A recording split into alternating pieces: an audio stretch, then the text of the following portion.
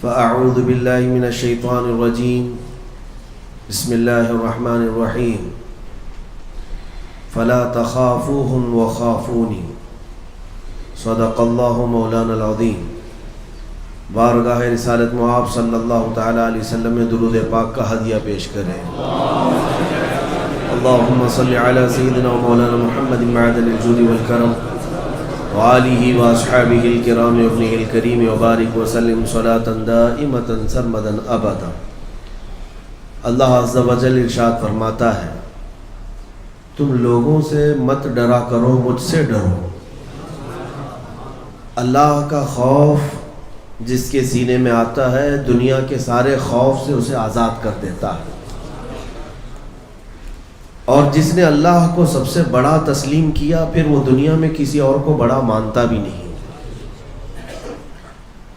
حضور پاک صلی اللہ تعالی علیہ وسلم نے جو سب سے بڑا انقلاب پیدا فرمایا تھا اس کو صحابہ کی زبان سے اگر سنیں گے.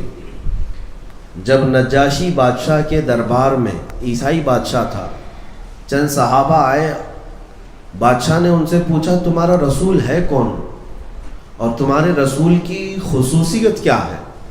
تو صحابہ نے اور سب خصوصیات نہیں، ایک خصوصیت یہ بتائی، ہمارا رسول وہ ہے جو بندوں کے خوف سے اور بندوں کی عبادت سے ہمیں آزاد کر کے خالق کی عبادت میں لگاتا ہے.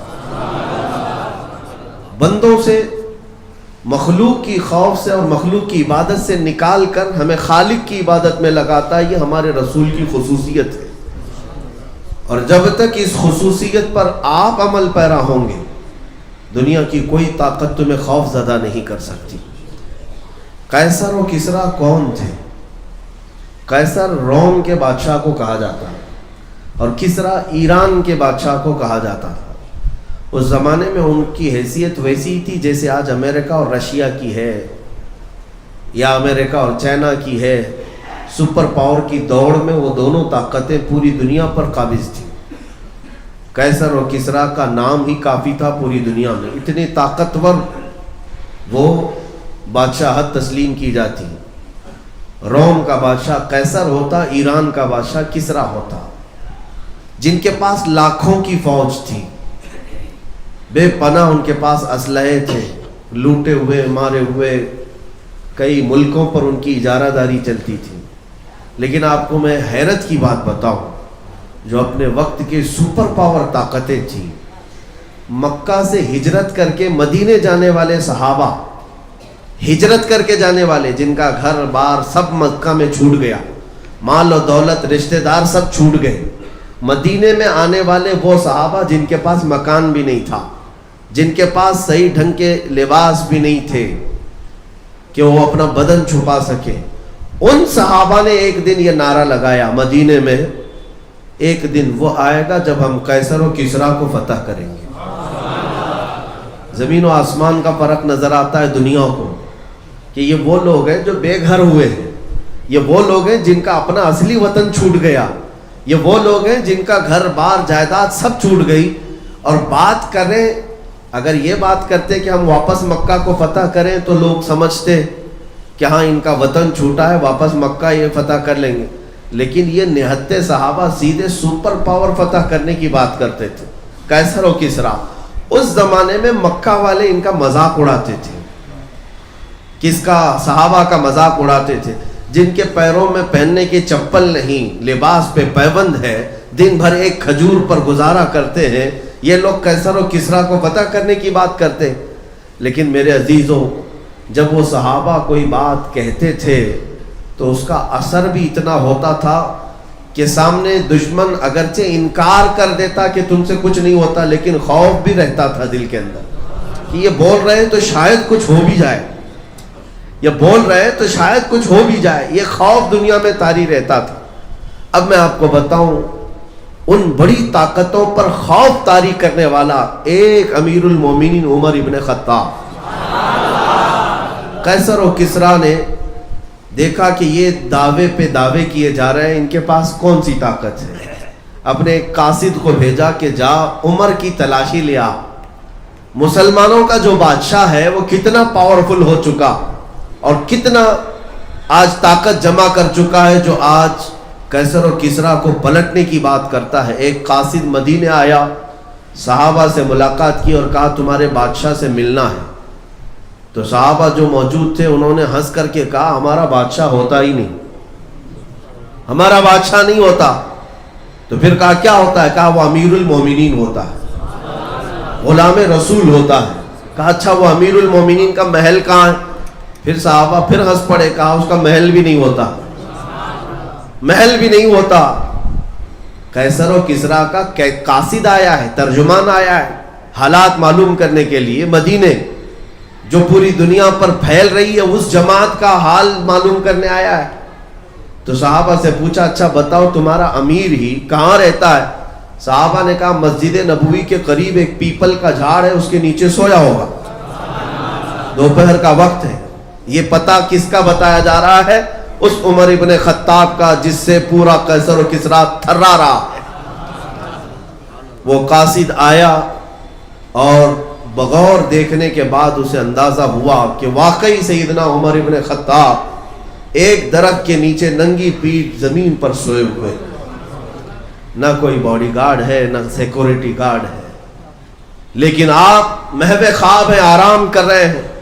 قاصد نے دل میں یہ سوچا کہ یہی وہ شخص ہے جس سے ہمارے بادشاہ ڈرے ہوئے ہیں، ہماری پوری فوج میں بہت ساری گرمی اور چہل پہل ہو رہی ہے، اس کو دیکھ کر یہ اکیلا ہے، چاہوں تو میں مار دوں۔ حضرت عمر فاروق کی آنکھ کھل گئی اور کہا جو تو سوچ رہا ہے وہ ہو نہیں سکتا، جو تو سوچ رہا ہے وہ ہو نہیں سکتا، اللہ میری حفاظت میں ہے۔ عزیزان گرامی، یہ کون سی چیز تھی جو انہیں ہر طرح کے خوف سے آزاد کی ہوئی تھی؟ کون سی چیز تھی جو بے خوف دنیا میں جیتے تھے؟ وہ ایک ہی چیز ہے، انہوں نے اپنے دل کو خوف خدا میں بسا لیا تھا، محبت مصطفیٰ میں اپنے آپ کو فدا کر لیا تھا، تو ہر غم سے اور ہر خوف سے آزاد ہو گئے۔ یہی وہ لوگ ہیں جن کے بارے میں قرآن نے کہا الا ان اولیاء اللہ لا خوف علیہم ولا هم يحزنون، آگاہ ہو جاؤ اللہ کے جو دوست ہیں انہیں نہ دنیا میں کسی کا خوف ہوتا ہے نہ آخرت کا غم ہوتا ہے۔ خوف کس بات کا ہوگا؟ آج سب سے بڑا ہمارا ایشو یہی ہے کہ ڈر اور خوف جس میں ہم جی رہے ہیں۔ حالات ایسے ہیں کہ میرے عزیزو دوسروں کی بات کیا، ایک مولوی صاحب ہمارے بغل میں کھڑے ہونے سے خوف کھا رہے تھے۔ 4 دن پہلے کی بات، ہمارے دوسرے لوگوں نے پوچھا، کہا نہیں فوٹو میں آ جاؤں گا، میرے پر بھی کوئی مسئلہ نہ آ جائے۔ یہ خوف ہے، یہ خوف ہے۔ عزیزان گرامی، میں ہر ایک کے بارے میں نہیں کہتا، لیکن اس خوف کو ڈالا کس نے ہے؟ یہ خوف تمہارے دلوں میں آیا کیوں؟ اس کو بھی حدیث رسول سے اگر میں آپ کو بتاؤں، مشکات ابو داؤد شریف کی حدیث ہے، نبی پاک صلی اللہ تعالیٰ علیہ وسلم نے ارشاد فرمایا ان قریب ایک زمانہ ایسا آئے گا کہ تمہارے دلوں پر اللہ کافروں کا خوف ڈال دے گا، دشمنوں کا خوف ڈال دے گا تمہارے دلوں پر۔ صحابہ نے پوچھا یا رسول اللہ ایسا کیوں ہوگا، ایسا کیوں ہوگا؟ نبی پاک صلی اللہ تعالیٰ علیہ وسلم ارشاد فرماتے ہیں صرف اس لیے ہوگا حب الدنیا و کراہیت الموت، تم دنیا میں بے پناہ محبت کرنے لگ جاؤ گے اور موت سے بھاگنے لگو گے۔ جب یہ 2 چیزیں تمہارے اندر آ جائیں، صرف دنیا دنیا دنیا اور موت سے خوف، موت سے ڈر، تو رب تعالیٰ کے حبیب فرماتے ہیں اللہ تمہارے دلوں پر ظالموں کا خوف ڈال دے گا۔ یہ ہم دیکھ رہے ہیں آج، ارے چلتے ہوئے جلدی سے ٹوپی چھپا لیا کہ کہیں لوگ دیکھ کر کے مجھے نشانہ نہ بنا لیں، جلدی سے داڑھی منڈا لیا تاکہ مجھے لوگ سیکولر کہیں، پورا مسلمان بھی نہ سمجھے پورا کافر بھی نہ سمجھے، بیچ کا سمجھے۔ تم نے خود اپنے آپ کو بدلنے کی کوشش کر لی۔ یہ خوف بھی تو ہے جو تمہیں بدلتا جا رہا ہے۔ آپ ایک سیکولر آدمی بننے کی کوشش کریں، سیکولر کا مطلب منافق بننے کی کوشش کر رہے ہیں، جس کو اپنے ایمان کے اظہار کا شوق ہی نہیں۔ اور دنیا میں ہم نے وہ قومیں بھی دیکھی کہ دنیا انہیں 1000 کوسے لیکن وہ اپنی داڑھی اور پگڑی کے ساتھ پی ایم تک بن سکتے ہیں۔ انہوں نے اپنی شناخت کو سنبھالا، اپنی آئیڈینٹیٹی کو سنبھالا۔ ایک مسلمان ہی ہے جسے یہ خوف جو لاحق ہوا اس کی ایک ہی وجہ ہے، ایک وجہ یہی ہے کہ تم نے نبی پاک صلی اللہ تعالیٰ علیہ وسلم کے مقام و مرتبے کو وہ حیثیت دینا چھوڑ دیا. ابھی 2 دن پہلے کی بات ہے, سوشل میڈیا پہ بہت ساری باتیں چلتی رہتی ہیں, میسیجز یہ گردش کر رہے تھے کہ علماء کی عوام جو ہے قدر نہیں کرتی, مسلمانوں میں ہر جگہ جو ائمہ مساجد ہیں وہ محروم ہیں, ان کو لاوارث رکھا جاتا ہے, ان کی تنخواہ نہیں دی جاتی, فلاں ان کے ساتھ برا سلوک ہوتا ہے, بہت ساری باتیں چلتی بھی رہتی ہیں. ایک سید زادے وہ بیان کر رہے تھے کہ عوام کا اپنے ائمہ کے ساتھ بہت برا سلوک ہے. ہم نے ایک ہی بات کہی کہ اس قوم کے سامنے کیا رونا جو اپنے نبی کو ہی چھوڑ چکی ہو, اپنے امام کو کیا پکڑے گی؟ جو اپنے نبی پاک کا امامہ پسند نہ کرے وہ اپنے امام کا جبہ پجامہ کیا پسند کرے؟ اسے تو کڑنے ہی لگتی ہیں چیزیں. اور جو رسول پاک سے سچی محبت رکھتا ہے وہ حضور پاک کی ہر شکل سے بھی محبت کرے گا, ان کے نائبوں سے بھی محبت کرے گا, ان سے ریلیٹڈ ہر چیز سے محبت کرے گا. بات یہی ہے میرے عزیزوں, یہ جو حالات آج تبدیل ہوئے بہت تیزی سے, اکثر ہمارے ہاں اینالائز کرنے والے, تجزیہ کرنے والے, بیٹھ کر کے ڈیبیٹ کرنے والے ان باتوں کو لاتے ہیں سامنے کہ مسلمانوں کے ساتھ جو یہ حالات ہیں اس کی ایک بڑی وجہ مخالف پارٹیاں ہیں, گورنمنٹ میں برسر اقتدار آنے والی وہ کٹرواد تنظیمیں ہیں. تم ڈاکوؤں کو کیا بلیم کرتے رہو گے؟ بات اتنی ہے کہ ڈاکو کی فطرت ہے ڈاکہ ڈالنا. ایک شاعر نے کہا ہے مجھے رہزنوں سے غرض نہیں, تیری رہبری کا سوال ہے. چور تو چوری کرتا ہی رہتا ہے, آپ کیا کر رہے تھے اس وقت یہ پوچھا جائے گا. آپ اپنے سامان کو بکھرا ہوا چھوڑے ہوئے تھے, ظاہر سی بات ہے اپنے گھر کے آنگن میں آپ اپنا سونا چاندی سارا مال لا کر رکھیں اور گھر میں سو رہے ہوں, چور آ کر چوری کر لے جائے تو گالیاں چور کو دو گے کہ چور میرے گھر کا سامان اٹھا لے گیا؟ بلکہ غلطی تمہاری ہے کہ جس سامان کی حفاظت تم پر ضروری تھی تم نے آنگن میں کیوں اس کا اظہار کیا؟ یہی حالات ہے میرے عزیزوں. ان کفار و مشرکین بدبخت اور ظالموں کو ہم کوس رہے ہیں, ان کی عادت آج سے نہیں, ابو لہب سے بھی یہی چلتا آ رہا ہے, ابو جہل سے بھی یہی چلتا آ رہا ہے, یہ کوئی نئی بات نہیں. موب لنچنگ آج کے زمانے کی ایجاد نہیں, کوفہ والوں نے کیا موب لنچنگ نہیں کی تھی؟ ایک امام مسلم بن عقیل کو سارے کتوں نے گھیر کر قتل کیا, ان کے سر کو گورنر ہاؤس پر لٹکایا, یہ موب لنچنگ ہی تو تھی. ہانی بن عروہ کو قتل کر کے کوفہ کے بازاروں میں گھمایا, یہ موب لنچنگ ہی تو تھی. آج کی ایجاد نہیں ہے, یہ پچھلے کئی صدیوں سے ظالم اپنے ظلم پر اور کافر اپنے کفر پر اڑا ہوا ہے. سوال صرف تمہارے متعلق آتا ہے کہ تم آج اتنی تیز کیسے بدل گئے. اس لیے کہ جب ہماری تعداد 313, 414, 1000, 2000 کی ہوتی لیکن دشمنان اسلام پر ایک ہیبت طاری ہوتی تھی, ایک ہیبت طاری ہوتی. میں نے ایک انگریز مفکر کی لکھی ہوئی تاریخ کو دیکھا جس نے صلاح الدین ایوبی کی تاریخ لکھی ہے. وہ جرمن کا رہنے والا یا اٹلی کا رہنے والا, اس نے یہ لکھا ہے کہ میں نے پوری تاریخ میں ایسا شخص نہیں دیکھا کہ صلاح الدین کے پاس ایک وقت ایسے حالات آ گئے کہ 12,000 کا صرف اس کے پاس لشکر رہ گیا تھا. توجہ چاہتا ہوں, 12,000 کا لشکر رہ گیا تھا اور مقابل میں سارے صلیبی بادشاہ جمع ہوئے اور ان کی فوج جو جمع ہوئی وہ 4 لاکھ کی ہو چکی تھی. اور 4 لاکھ کی فوج وہ صلاح الدین ایوبی کے سر پر لا کر کھڑے ہو گئے. اور صلاح الدین کے پاس راستہ کیا تھا؟ یا تو بھاگ جائے میدان چھوڑ کر, یا تو ان سے صلح کر لے اور علاقے دے دے.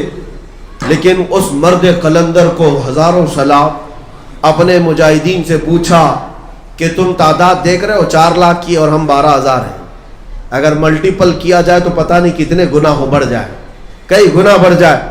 صلاح الدین ایوبی کے ساتھ جو مجاہدین اسلام تھے, جو نوجوان تھے, انہوں نے صرف اتنی بات عرض کی کہ صلاح الدین آپ ہم سے اجازت کس بات کی لے رہے ہیں؟ کیا اسلام میں آج تک کبھی تعداد دیکھ کر کے جنگ کی گئی ہے؟ اگر تعداد دیکھ کر جنگ کرنی ہوتی تو رسول اللہ بدر میں کبھی نہیں جاتے. اگر تعداد ہی کا مسئلہ ہوتا تو خندق اور احد میں حضور جاتے ہی نہیں, ہر جگہ لوگ دشمنوں کی ہی میجورٹی تھی. اے صلاح الدین, ہمارے 12,000 پر ہمیں نہ یقین ہے اور نہ ان 4 لاکھ کا ہمارے اوپر خوف ہے. اس میدان میں ہمارے ساتھ جو کچھ بھی ہے وہ اللہ کا بھروسہ ہے, اللہ کی ذات پر بھروسہ ہے. مومنوں, اس بھروسے اور توکل کو چھوڑے بیٹھے ہو. آج کروڑوں کی تعداد تمہاری ہے لیکن ڈرے سہمے ہوئے. اس کی ایک وجہ یہی ہے, اس کی ایک خاص وجہ کہ جب تک آپ ان تمام حالات کو دیکھ کر کڑتے اور اندر ہی گڑتے رہ جائیں گے, لیکن ان میں ایک بہت بڑا جو مسئلہ ہے وہ دشمنوں کا نہیں, جو کھلے ہوئے دشمن ہیں ان کا نہیں, جماعت کے اندر موجود جو غدار منافقین ہیں ان کا ایک بہت بڑا ایشو ہے مسلمانوں کی. ہر زمانے میں مسلمانوں کے اگر حوصلے کوئی پست کرتا ہے تو وہ دوسرا مسلمان ہوتا ہے. مسلمانوں کو اگر پیچھے ڈھکیلنے کی پلاننگ کرتا ہے تو مسلمان ہی آتا ہے. میرے مرشد گرامی حضور تاج الشریعہ رحمت اللہ تعالی علیہ نے ایک آیت کی تشریح بھی فرمائی اور ارشاد فرمایا. یہ 5ویں پارے کی آخری آیتوں میں سے ہے. اللہ تعالیٰ فرماتا وَلَن يَجْعَلَ اللَّهُ لِلْكَافِرِينَ عَلَى الْمُؤْمِنِينَ سَبِيلًا. اللہ کا فرمان سنا رہا ہوں. رب تعالیٰ فرماتا ہے اللہ ہرگز کافروں کو مسلمانوں پر غلبہ نہیں دے گا. بات توجہ کی ہے, اللہ فرما رہا ہے کفار و مشرکین کو اللہ مسلمانوں پر غلبہ کبھی نہیں دے گا. لیکن یہاں دکھا تو رہا ہے, یہ حالات تو ہیں, تو کیا قرآن جھوٹ بول رہا ہے؟ اللہ تبارک و تعالیٰ جو کہہ رہا ہے وہ کیا ہے پھر؟ ہمارے بزرگ مرشد نے یہ فرمایا تھا. ہاں, اس کی تفسیر میں مفسرین نے فرمایا کہ اگر کافر کسی مسلمان پر غلبہ پاتا ہے تو وہ کسی دوسرے مسلمان کے ذریعے سے پاتا ہے. جب تک کوئی منافق اس کا ساتھ نہیں دیتا تب تک وہ براہ راست کبھی تم پر حاوی نہیں ہوتا. مسلمانوں, اس بات کو سمجھنے کی ضرورت ہے. ان حالات میں جب نبی پاک صلی اللہ تعالیٰ علیہ وسلم کی عزت پر اس قدر حملے ہوں اور تمہیں یہ بتایا جائے کہ مصلحت یہ ہے کہ تم اپنے گھروں میں چوڑیاں پہن کر بیٹھے رہو, تو یہ وہی منافقین کی جماعت ہے, انہی غداروں کی جماعت ہے جنہوں نے صحابہ کو احد کے میدان میں جانے سے بھی روکا تھا.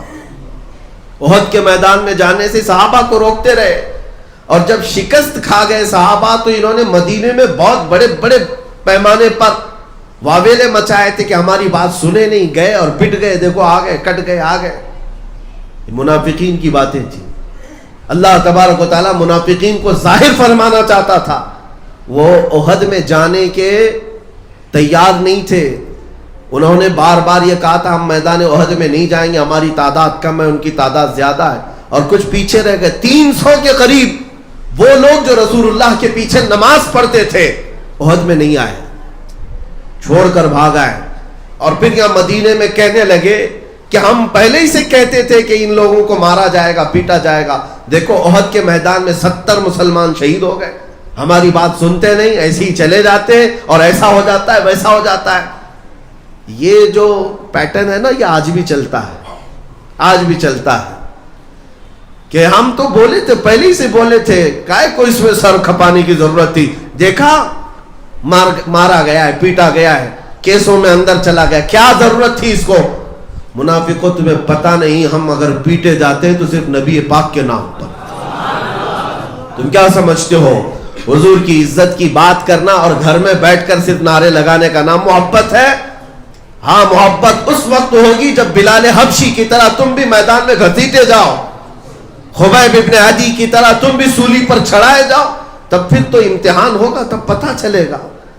عزیزان گرامی وقار, میں آج آگاہ اس بات سے کرنا چاہتا ہوں کہ ان منافقین کی چھتر چھایا سے بھی باہر نکل آؤ, ان غداروں کی جماعتوں سے باہر نکل آؤ جو دائرہ اسلام میں رہ کر اسلام کو جتنا نقصان پہنچانے کی کوشش کرتے ہیں وہ کفار و مشرکین سے بھی اتنا نقصان نہیں ہوتا ہے. آپ نے دیکھا کہ باضابطہ طور پر مسلمانوں میں ایسے لوگ پالے جاتے, خریدے جاتے ہیں, ان کے چہرے پر داڑیاں بھی رکھوائی جاتی ہیں, ان کو جبے کبے بھی پہنائے جاتے ہیں, اور پھر یہ زر خرید ٹٹو وہ ہیں جو مومنین کے حوصلے پست کرنے کے لیے لائے جاتے ہیں. اور وقت آتا ہے تو یہ بدل بھی جاتے ہیں. آپ نے دیکھا ہوگا کتنے زمانے تک اتر پردیش کے وقف بورڈ پر ایک شیعہ نام سے وسیم یہ غلبہ حاصل کیے ہوئے حکومت کر رہا تھا, صدارت پر بیٹھا ہوا تھا, بنام مسلمان تھا. لیکن میرے عزیزوں, جب وقت آیا تو ان خبیثوں نے اپنا اصلی رنگ ظاہر بھی کیا اور بدل بھی گئے, چلے بھی گئے, اور قرآن پاک پر حملے کیے, حضور کی ذات پر حملے کرنا شروع کیے. یہ وہی لوگ ہیں جو زر خرید ہیں, بکے ہوئے ہیں, ان کے ناموں پر کبھی نہ جائیں. اس لیے میں آپ کو تنبیہ یہ کروں گا کہ اگر حضور پاک صلی اللہ تعالی علیہ وسلم سے سچی پکی عقیدت و محبت ہے تو پھر دنیا داری نہ دیکھو, حضور کی عزت سب سے پہلے نمبر پر ہو. ہماری سب سے پہلی پرائیورٹی یہ ہو کہ نبی پاک کے لیے کوئی بھی چیز ہم سہ سکتے ہیں, برداشت کر سکتے ہیں. اور اگر آج اس بات میں سیریس نہیں ہوئے تو پھر کل جو ہونے والا ہے وہ اور بھی خطرناک ہے, اور بھی خطرناک ہے. آج ملکی حالات پر مجھے بڑا افسوس بھی ہے, اتنی تیزی سے یہ حالات یوں نہیں بدلے. غالباً آج سے 8 سال پہلے میں اسی سرزمین سے چیخ رہا تھا کہ ایک وقت آئے گا جب تمہاری ماں اور بہنوں کو بازار میں لا کر نیلام کر دیا جائے گا, تم کچھ بھی نہیں کر سکو گے. امام غزالی کا فرمان میں نے سنایا تھا کہ حضور کی توہین برداشت کر کے خاموش رہنے والی قوم کے ساتھ یہ ہوگا, اور تمہارے بچوں کو مار دیا جائے گا, تم کچھ نہیں کر سکو گے. 7-8 سال نہیں گزرے, وہ آج حالات ہماری آنکھوں کے سامنے, ہماری ماں اور بہنوں کے ساتھ جو کچھ بھی ہو رہا ہے وہ سب آپ دیکھ رہے ہیں. آپ کو پتہ ہے کتنے ایسے یہاں پر آئی ٹی سے تعلق رکھنے والے جانتے ہوں گے باضابطہ ایپلیکیشن بنا کر جس میں مسلمان عورتوں کی ڈیل کی جا رہی ہے, مسلمان عورتوں کے اس میں بایو ڈاٹا رکھ کر کے انہیں نیلام کیا جا رہا ہے. اس عورت کے 50,000 قیمت ہے, اس کے 1 لاکھ قیمت ہے, اس کی 2 لاکھ قیمت ہے, اس میں ساری مسلمان عورتیں ہیں. یہ سب کون کر رہا ہے؟ یہ سلی ڈیل بلی ایپ, یہ جو نام سے مارکیٹ میں ایپلیکیشن دیے گئے ہیں. میرے عزیزوں, سائبر کو سب پتہ رہتا ہے. ایک ایپ کو ڈاؤن لوڈ, ایک ایپ کو رجسٹر کرنے کے لیے جب تک پرمیشن نہیں دی جاتی رجسٹر ہوتا نہیں ہے, سب پتہ ہے. لیکن یہ باضابطہ پری پلان ہوتے جا رہے ہیں. کون کون سی چیزیں آج 8 سال کے بعد میں دیکھ رہا ہوں کہ ہماری ماں اور بہنوں کی عزت سلامت نہیں ہے. باضابطہ کوئی ایک سنگٹھن اعلان کرتی ہے کہ تم مسلمان عورتوں کو اپنی بہو بناؤ, 2.5 لاکھ روپے ہم سے لے لو, 5 لاکھ روپے ہم سے لے لو. یہ ساری چیزیں کیا آپ نہیں سن رہے ہیں؟ باضابطہ طور پر ابھی ایک رپورٹ میں 8 لاکھ مسلمان بچیوں کی بات بتائی گئی کہ انہیں مرتد بنایا گیا, مندروں میں لے جا کر ان کے ساتھ شادیاں کی گئی. ان میں سے کئی ایسی ہیں صرف اور صرف مزہ چک کر کے انہیں چھوڑ دیا جاتا ہے, مار دیا جاتا ہے, انہیں قتل کر دیا جاتا ہے. ایک بار جب دھبا لگ جاتا ہے تو اسے اپنی قوم بھی نہیں قبول کرتی, اور پھر وہ ایسی.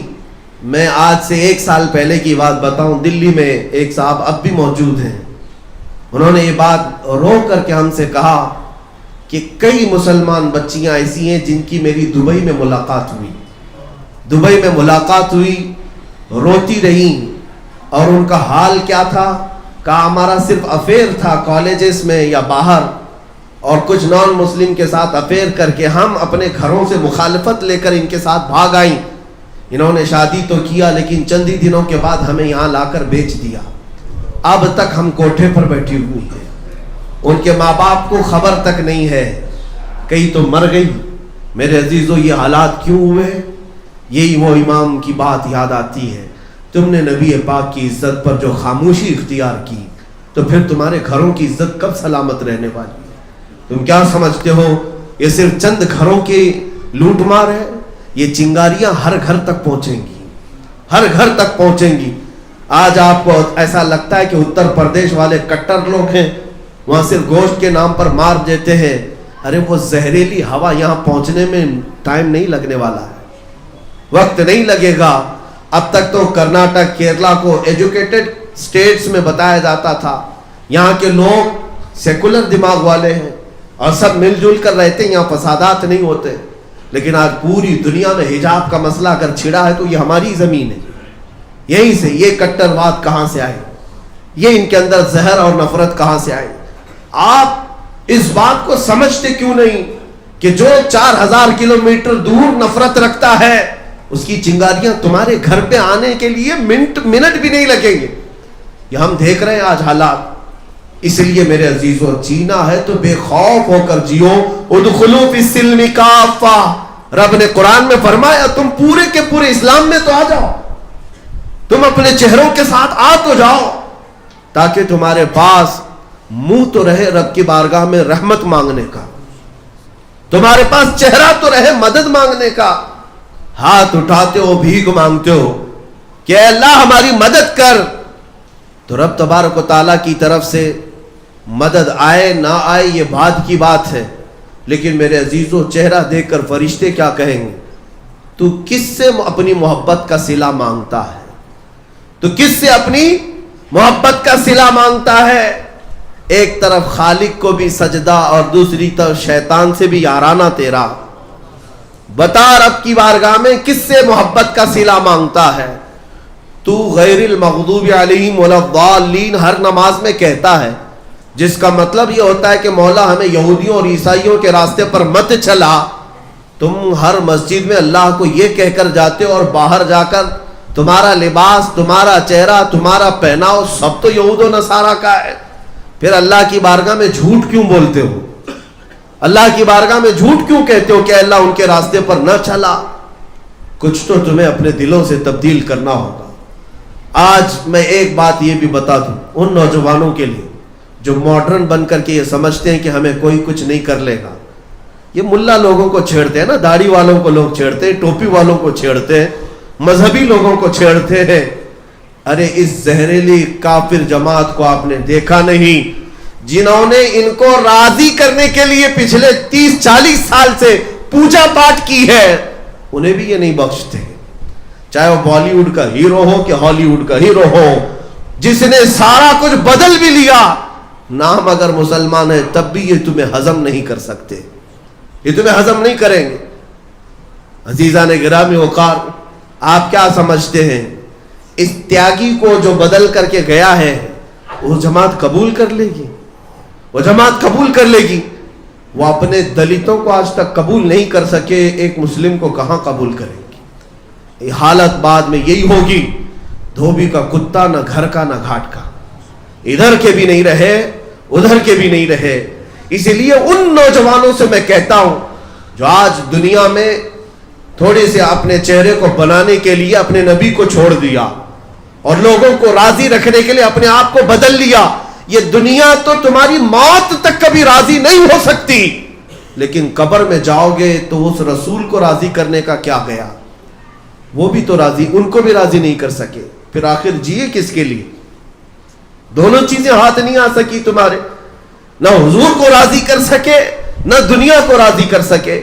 دنیا کا حال تو یہ ہے کہ تم جبہ پہنو تو انہیں اعتراض, ٹوپی پہنے تو اعتراض, ارے ننگے گھومو تو بھی اعتراض. کبھی تم سے یہ راضی ہو ہی نہیں سکی. مسلمان بچیاں اگر یہ سمجھتی ہیں کہ حجاب پہننے سے ان کو تکلیف ہے, اٹھا دیتے, نکال دیتے حجاب. میں چیلنج کے ساتھ کہتا ہوں کہ تم دوپٹے کے ساتھ جاؤ تب بھی انہیں نفرت ہے. مسئلہ حجاب کا نہیں ہے, مسئلہ تمہارے ایمان کا ہے, تمہارے اسلام کا ہے. جب تک اسلامی نام تمہارے ساتھ ہے, ظالم اور زہریلے لوگ تمہیں کبھی بھی ایکسپٹ نہیں کر سکتے.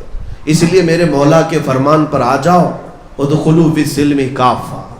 پورے کے پورے اسی گھر میں کیوں نہیں داخل ہو جاتے؟ چوکھٹ پر کھڑے ہو, ایک پیر ادھر ایک پیر ادھر کر کے آ تو جاؤ, ساری بارشوں سے مولا تمہیں خود بچا لے گا. اسی لیے امام اہل سنت فاضل بریلوی نے بھی کہا تھا, آج لے ان کی پناہ آج مدد مانگ ان سے, آج لے ان کی پناہ آج مدد مانگ ان سے, کل نہ مانیں گے قیامت میں اگر مان گیا. وہاں تو سب ماننے کے لیے تیار کھڑے ہوں گے, لیکن کمال یہ ہے اے مومن حضور کو آج ہی مان لے, آج ہی ان کو اپنا آقا و مولا تسلیم کر لے, آج ہی ان کو اپنا داتا و والی سب تسلیم کر لے, آج ہی اس حضور کے قدموں پر قربان ہونے کے لیے تیار ہو جا. ہم نے عزتیں دیکھی ہیں حضور کے قدموں میں, ہم نے عزتیں دیکھی ہیں حضور کے دیوانوں کی, ہم نے عزتیں دیکھی ہیں حضور کے غلاموں کی. وہ جس کائنات میں بھی گئے ہیں انسان تو انسان، درند و چرند و پرند بھی ان کے لیے پر بچھاتے ہیں. یہ تو مخلوقات کی بات ہے دنیاوی. اللہ کے ملائکہ بھی اس غلام مصطفیٰ کو سلام بھیجا کرتے ہیں.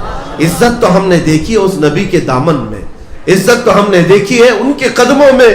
ایک امریکہ کا بڑا پروفیسر ہے، وہ بڑے راگ الاپ رہا تھا کہ ہم نے وہ کر دیا، پیٹرول میزائل بنا دیا، ہم نے بڑی بڑی کمپنیاں ایسی بنائی کہ ہم نے موبائل بنا دیا، کمپیوٹر بنا دیا، ایسے مشینیں بنائی کہ ہم نے سورج کی روشنیوں کو قید کر کے کرنٹ بنا دیا، زمین کے سیال مادے کو نکال کر کیمیکل بنا دیا. دنیا میں کیا نہیں بنایا ہم نے. ایک مومن عالم دین نے کہا آپ نے سب کچھ بنایا ہے، میں آپ سے ایک چیز کا سوال کرتا ہوں. مجھے آپ سے ایک ایسا آدمی چاہیے، ایک ایسا آدمی چاہیے جس کی دو انگلیوں کے بیچ سے اوپر دیکھے تو عرش خدا تک نظر آئے اور نیچے دیکھے تو تحت الثری تک نظر آئے. تو وہ کہنے لگا ہاں ایسا بھی کوئی ہوتا ہے، ایسا بھی کوئی ہوتا ہے. کہا ہاں ہوتا ہے، خواجہ غریب نواز کا پیر و مرشد ہوتا ہے. اس غریب نواز کے آنکھوں پر دو انگلیاں رکھ کر کے خواجہ عثمان ہارونی نے کہا تھا بیٹا معین الدین اوپر دیکھو کیا کیا دکھتا ہے. معین الدین نے کہا پہلا، دوسرا، تیسرا، چوتھا، پانچواں، چھٹا، ساتواں، عرش خدا تک سب نظر آ رہا ہے اور زمین کے ساتوں طبق کے ساتھ تحت الثری تک نظر آ رہا ہے. اس امریکی پروفیسر سے اس عالم ربانی نے کہا بس مجھے ایک انسان ایسا چاہیے آپ کی فیکٹری کا، ایک انسان ایسا چاہیے. اس نے کہا ہم مشینیں بناتے ہیں، انسان نہیں بنتے. کہا پھر انسان کہاں بنتے ہیں؟ وہ صرف گنبد خضرا کی چھاؤں میں بنتے ہیں. انسان جو بنتے ہیں وہ گنبد خضرا کی چھاؤں میں بنتے ہیں. ٹوٹی چٹائی پر بھی بیٹھے تو لوح محفوظ کا مطالعہ کرتے ہیں. یہ صرف اور صرف یہاں ہوتا ہے. تم کیا سمجھتے ہو کہ مشینیں بنانے والا انجینئر بہت ٹاپ پر پہنچ گیا؟ میرے عزیزوں دنیا کے میٹل پر تو یہ ترقی کر لیا، اپنی روح کی ترقی کر نہ سکا، اپنے آپ کی ترقی نہ کر سکا. لیکن ہم نے اس بارگاہ مصطفیٰ میں آنے والوں کو دیکھا ہے. وہ بلال جو زندگی بھر مکہ کے بڑے بڑے امیروں کے غلام رہے، آزاد ہو کر مصطفیٰ کے قدموں میں کیا آئے. 6 سال نہیں گزرے تھے، وہی بلال ہے جسے مکہ کی گلیوں میں گھسیٹا جاتا تھا، فتح مکہ کے دن کعبے کی چھت پر چڑھایا گیا. یہ ہے عزت. اس سے بڑی اور کیا عزت چاہیے؟ ہم نے عزت دیکھی ہے حضور کے غلاموں میں، ہم نے عزت دیکھی ہے رسول اللہ کے قدموں میں. آپ 1000 پاؤڈر لالی لگا کر کے نوجوان آئے، ہینڈسم بن کر کے دکھائے. تمہاری جوانی میں ہو سکتا ہے تم چمک لوگے، ہو سکتا ہے تمہاری جوانی میں جب تک جسم محفوظ ہے، تمہاری باڈی سلامت ہے، تم لوگوں کو دکھا کر کہہ سکتے ہو میں اسمارٹ ہوں، ہینڈسم ہوں. عمر ڈھلنے دو، تھوڑی عمر جائے گی، چہرے پر جھریاں، کمر ٹیڑھی ہو جائے، بالوں میں سفیدی آئے، آنکھوں کی بینائی کم، دانت ہلنے لگے. دنیا تو چھوڑو، دیکھنا ہی چھوڑ دے گی. تم خود اپنا آئینے میں منہ دیکھنا چھوڑ دو، تمہیں خود اچھا نہیں لگے گا میں کیسا تھا اب کیسا ہو گیا. دنیا تو چھوٹ ہی جاتی ہے، اچھے اچھوں کو دنیا چھوڑتی ہے. یہ دنیا حسن کی پیروکار ہے اگر، تو جب تک حسن ہے دیکھتی ہے. گیا حسن تو سب ختم. نہ جوانی میں لڑکیاں نہ جوانی میں لڑکے جو عروج پر تھے وہ بڑھاپے میں کوئی مقام نہیں رکھتے، ان کی کوئی عزت باقی نہیں رہتی. اب ان کے ارد گرد وہ جھمیلے نہیں ہوتے، سب ختم ہو چکا ہوتا ہے. اس لیے کہ دنیا میں انہوں نے اپنی عزت تلاش کی تھی. تو جب تک تھی دنیا عزت مل رہی تھی. لیکن جنہوں نے رسول اللہ کے قدموں میں عزت ڈھونڈی، حضور پاک کے قدموں میں جنہوں نے عزت ڈھونڈی، میرے عزیزو ہم نے دیکھا ہے ان غلاموں کی اگر عمر 70-80 سال کی بھی ہو جائے، 70-80 سال کی بھی ہو جائے، ایک عالم ربانی کی عزت میں اور خوبصورتی میں کوئی کمی نہیں آتی، کوئی کمی نہیں آتی. ہم نے اپنے مرشد حضور تاج الشریعہ کو دیکھا میرے عزیزو، جن کی عمر 75 سال کی ہو گئی. آج حضور شیخ الاسلام مدنی میاں صاحب موجود ہیں، ادام اللہ عثمان، اللہ اور لمبی عمر کرے. محدث کبیر علامہ ضیاء المصطفیٰ صاحب موجود ہیں. ان کی عمریں اب 80 کو کراس کر چکی، 80 کو کراس کر چکی ہیں. میں نے دیکھا ہے انہیں اگر سب سے زیادہ کوئی دیکھتا ہے تو وہ سب سے زیادہ نوجوان طبقہ دیکھتا ہے. اے نوجوانوں میں تم سے پوچھتا ہوں، یہ بوڑھے کیا تمہیں خوبصورت لگتے ہیں؟ ان کے دلوں سے پوچھو، یہ خود بتائیں گے ہزاروں کا حسن ایک طرف، اس مرشد کا حسن اپنی طرف. اس لیے کہ انہیں جو حسن ملا ہے وہ دنیا سے نہیں، وہ حضور کے قدموں سے ملا ہے. یہ عزت نہ کم ہوتی ہے اور نہ گھٹتی ہے، بلکہ ہر عمر کے بعد بڑھتی ہی جاتی ہے. یہاں ہوتا ایسا ہے کہ ریٹائرمنٹ ملتی ہے دنیا میں، 60 سال کے بعد آپ گھر بیٹھو، اس لیے کہ آپ دماغ سٹیا جائے گا، الٹے سیدھے فیصلے کرو گے. بہت زیادہ بوڑھے ہو گئے تو ان کو لوگ پوچھنا چھوڑ دیتے، ارے میاں بوڑھا ہو گیا، پگلا گیا، سٹیا گیا، کیا کیا باتیں کرتا ہے. یہ دنیا کے حالات ہیں. لیکن میں دین کی بات بتاؤں، حضور کے غلاموں میں جو جتنا بوڑھا ہوتا ہے اسی سے فیصلے کرائے جاتے ہیں. جتنا بوڑھا ہوگا اتنے ہمارے اکابرین میں سے ہوگا، جتنی عمر والا ہوگا اتنی ہی زیادہ اس کے مقامات بڑھتے چلے جاتے ہیں. لیکن بحمدہ تعالی حضور کے غلاموں میں ایک کو بھی میں نے پاگل ہو کر مرتے ہوئے کبھی نہیں دیکھا، پاگل ہو کر مرتے ہوئے نہیں دیکھا. اعلیٰ حضرت فاضل بریلوی رضی اللہ تعالیٰ 25 صفر کا دن ہے جس دن ان کا انتقال ہو رہا ہے. وہ کئی دن سے نزع کے عالم میں تھے، وہ نزع کے عالم میں تھے. سکرات کسے کہتے پتہ ہے؟ باپ بیٹے کو نہیں پہچانتا، بیوی کو نہیں پہچانتا، سکرات اسے کہتے ہیں. جمعہ کا دن ہے، 2:38 پر آپ کا انتقال ہوا، مشہور ہے. لیکن اسی دن کی بات ان کے شاگرد صدر الشریعہ کہتے ہیں. اعلیٰ حضرت کے شاگرد ہیں حکیم امجد علی خان رحمۃ اللہ علیہ، کہتے ہیں میں دارالافتاء میں فتویٰ لکھ رہا تھا، مجھے ایک عبارت نہیں مل رہی تھی کس کتاب میں، ریفرنس مجھے چاہیے تھا. لیکن اعلیٰ حضرت بیمار تھے، کئی دنوں سے بیمار تھے. لیکن میرے بس کا بھی کام نہیں تھا، لائبریری ڈھونڈ ڈھونڈ کر تھک گیا، مجھے مل نہیں رہی تھی. سوچا کہ ایک بار زحمت دے دوں.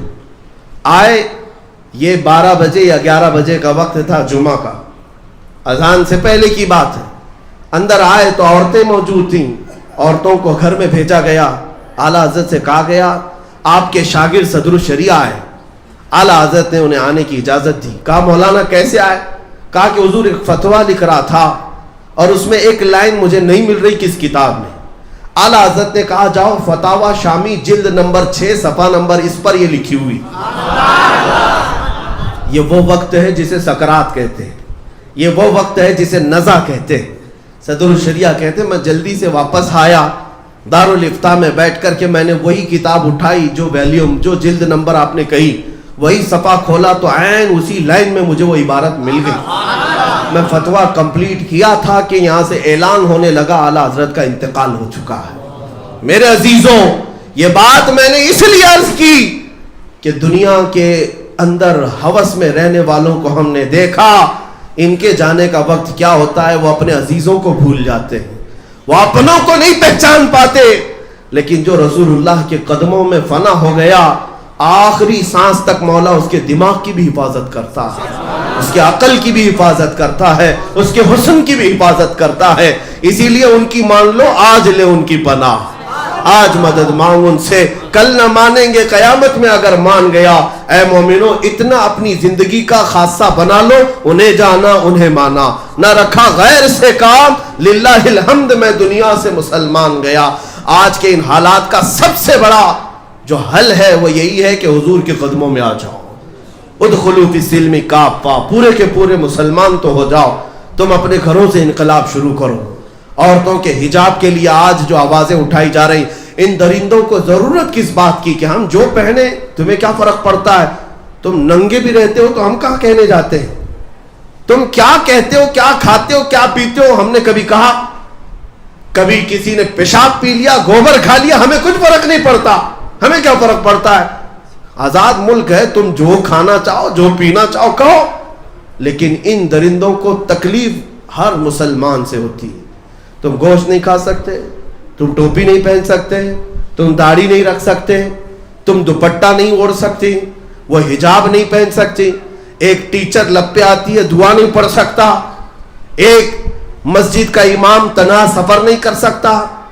حالات ابھی گجرات میں ایسے ہیں کہ ایک صاحب ہمارے ساتھ رہتے ہو، کہتے ہیں میں گاؤں میں گیا تو پورے گاؤں والوں نے گھیر کر کہا آپ سے خرید و فروخت ہمارے لیے جائز نہیں، ہمارے مکھیا نے اعلان کر دیا مسلمان سے خرید و فروخت نہیں ہو سکتی. یہ زہر ہے، یہ زہر ہے. میرے عزیزوں، انہیں قرآن پسند نہیں، انہیں رب ذوالجلال کے نام پسند نہیں, حضور پاک کا نام پسند نہیں, ہر چیز ہماری ناپسند ہے, تو پھر تم کس کے پیچھے لگے ہوئے ہو؟ قیامت کے دن اللہ کی بارگاہ میں جواب دینا ہوگا. جو قوم دشمنی میں تل رہی تھی, تم اس کو راضی کرنے کے لیے آگے پیچھے گھوم رہے تھے. اے مسلمانوں, آج اگر کسی کو راضی کرنا ہے تو وہ مولا کو راضی کر لو, وہ صرف ایک سجدے میں راضی ہوتا ہے. اس رسول کو راضی کر لو جو ایک درود میں راضی ہوتا ہے. اور اس دنیا پر پوری طاقت بھی جھونکو, یہ نہیں راضی ہوگی تم سے, یہ راضی نہیں ہوگی. حجاب کے مسئلے کو آپ یہ سمجھ رہے پروٹیسٹ کرنے سے ختم ہو جائے گا, ہم اپنی طاقت دکھائیں گے. نہیں میرے عزیزو, عہد تو یہ کرو, غلطیاں ہمارے گھروں سے تھی, اب ہماری ہر بچی حجاب میں آئے گی, ہماری ہر بچی حجاب میں آئے گی. اب پابندی کرو اور اس کے بعد دیکھو پھر اللہ تعالیٰ کی مدد کیسی ہوتی ہے. ایک بار جب تمہیں حکم دیا مولا نے کہ اس طرح سے تم ڈھل جاؤ میرے نبی کے اخلاق میں, پھر ہوگا کیا؟ کفر دم توڑ دے گا ٹوٹی ہوئی شمشیر کے ساتھ. کفر دم توڑ دے گا ٹوٹی ہوئی شمشیر کے ساتھ. گر تم نکل آؤ ایک بار نعرہ تکبیر کے ساتھ, بس اتنی ضرورت ہے. تم صرف ایک نعرہ بھی لگاؤ تو کئی لوگوں کے چولہے ہل جائیں, کئی لوگوں کے تخت ہلنے لگے. لیکن اس نعرے کی بات کر رہا ہوں میں جو ایمان کے ساتھ نکلے, جو رسول پاک کی محبت میں نکلے, جو اخلاص کے ساتھ نکلے. ہم نے آج بھی دیکھا ہے ایک صدائے اللہ اکبر میں اتنی طاقت ہے کہ مولا اگر چاہے تو پوری دنیا کے لوگوں کے دلوں میں بزدلی کو ختم فرما دے. اس رب ذوالجلال کے نام میں وہ پاور ہے کہ ایک بھی تم ہو اگر صرف یہی تو بات تھی ہم دیکھ رہے ہیں. رب ذوالجلال کے نام ہی کی تو برکت ہے کہ 40 کتے بھی میری ایک بہن کا کچھ نہ کر سکے. ارے وہ کراٹے مین نہیں تھی, کراٹے وومن نہیں تھی, اور نہ ہی جو ہے طاقت بنائی ہوئی کوئی خاتون تھی. ہاں ہمارے پاس جو طاقت ہے وہ اللہ اکبر کی طاقت. ہمارے پاس جو طاقت ہے, جنگ یرموک میں جانتے ہو حضرت ابوبکر صدیق نے کیا نعرہ لگوایا تھا؟ کہا تھا کہ اپنوں اور غیروں کو پہچاننے کے لیے ایک ہی نعرہ, یا محمد یا رسول اللہ. اس میں طاقت اتنی طاقت تھی کہ غیروں کے چولہے ہلتے تھے. لیکن یہ کب ہو؟ جب ایمان کے ساتھ ہو, جب اخلاص کے ساتھ ہو. آج تم بدل لو کہ میرے کان اب یہ فلمی نغموں کے, آوارہ گردی کے گانوں کے پیروکار نہ ہوں گے. میں سو جاؤں گا یا مصطفیٰ کہتے کہتے, میں اٹھوں گا صلی علی کہتے گئے. میری زندگی میں تبدیلی آ جائے, انقلاب آ جائے. آج سے میں قرآن پڑھ کر کے سوؤں یا قرآن سن کر کے سوؤں گا, اٹھوں گا تو میرے کانوں میں نغمے رب ذوالجلال کے گنگنائے جا رہے ہوں. حضور پاک کی محبت میں جیوں گا اور دنیا سے جاؤں گا بھی تو حضور پاک کی محبت میں جاؤں گا. یہ عہد کرو میرے عزیزوں, پھر انشاءاللہ اللہ کی مدد بہت قریب ہے, بہت قریب ہے. ایک بشارت دے کر جاتا ہوں, آخری میری بات, خوشخبری بھی یہ دے کر جاتا ہوں. حالات خراب ہوں گے, اور حالات خراب ہوں گے, یہ زہر بھرے گا. اس لیے کہ ہمارے اللہ تبارک و تعالیٰ کا ایک قانون ہے کہ جب کچرا اور اچھی چیزیں مل جائیں تو انہیں چھانٹنے کے لیے مولا تعالیٰ سختیاں نازل کرتا ہے. منافقین کا کچرا نکل جائے گا اور پیوریٹی والے, ایمان والے باقی رہ جائیں گے, مخلصین باقی رہیں گے. تم ثابت قدم رہنا. میری یہ بشارت سن کر کے جاؤ. یہ حالات کی جو تبدیلی ہے وہ یوں ہی نہیں, وہ امام مہدی کے ظہور کی علامت, وہ امام مہدی کے ظہور کی علامت یہ ہے. پوری دنیا میں جو حالات بدلے ہوئے ہیں وہ یوں ہی نہیں, وہ امام مہدی کے ظہور کی علامات ہے. ہم نے مکہ سے, مدینے سے, بغداد سے, ہر علاقے سے بدلتے ہوئے حالات کو دیکھا ہے. اب پھر ہمارا یہ وجدان کہتا ہے وہ وقت آنے والا ہے جب افریقہ کی سرزمین ہو, امریکہ کی سرزمین ہو, ہندوستان کا کوئی چپا ہو, یہاں سے اگر کوئی آواز گونجے گی تو اللہ اکبر کی گونجے, اور اگر کوئی نعرہ ہوگا تو لبیک یا رسول اللہ ہی ہوگا. اے اللہ کے رسول ہم حاضر ہیں, اے اللہ کے رسول ہم حاضر ہیں. دیکھنا چند دنوں کے بعد انقلاب آئے گا, لیکن شرط اتنی ہے کہ خوف کو نکالو, ڈر کو نکالو. اس لیے کہ تمہارا تعلق کسی چور قوم سے نہیں ہے, تمہارا تعلق کسی گنہگار قوم سے نہیں ہے. فخر سے کہو کل بھی میں حضور کا غلام تھا, آج بھی میں غلام ہوں. اپنا سب کچھ گنبد خضرا کل بھی تھا اور آج بھی ہے. میرے نبی سے میرا رشتہ اور بتلا دو گستاخ نبی کو غیرت سنی زندہ ہے، ان کے نام پہ مر مٹنے کا جذبہ کل بھی تھا اور وآخر دعوانا الحمدللہ.